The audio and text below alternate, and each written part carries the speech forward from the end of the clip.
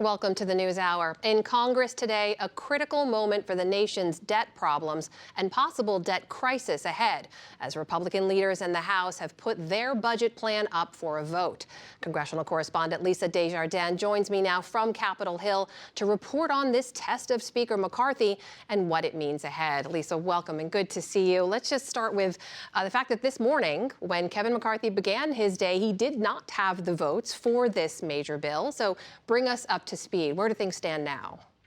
I just ran from the House chamber where yet again we saw the drama in the early parts of this session. Kevin McCarthy did manage to squeak through this bill by the narrowest of margins, just 2 votes, 217 votes. That means had just one other Republican gone from yes to no, this bill would have failed. 4 Republicans voted against the Speaker's bill, could not afford any more. But let's look at what a difference that was from this morning. This morning, there was 8 Republicans. You can see all of these folks were undecided, had problems with the bill. In the overnight hours, Amna, the Speaker and his team did change the bill to restore some ethanol credits. That was a problem for the Iowa delegation. Basically, this is a story of Kevin McCarthy very carefully navigating this slim margin on a very big issue, and tonight successfully. So, Lisa, this bill could be considered sort of an opening offer from the Republicans, right? Remind us what's in it. What are the highlights? Right. It's important to know where Republicans stand right now. More than anything, this bill raises the debt ceiling into 2024, and it would cut an estimated $4.5, a little bit more maybe, $1 trillion over 10 years. How does it do that? It would cut discretionary spending by 13% in 1 year. That's all of those agencies, everything that Congress has a say over. In addition, this bill would block new credits that were started last year for solar, wind, and clean energy.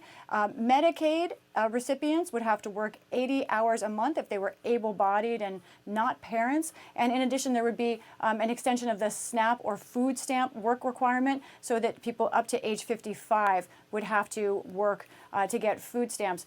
There has been a lot of debate today, but I wanted to really focus on overnight, very lengthy House Rules Committee meeting where we saw substantive discussion of these things. And I want to point out this exchange over those SNAP or food stamp benefits and how both sides really see this different in terms of philosophy.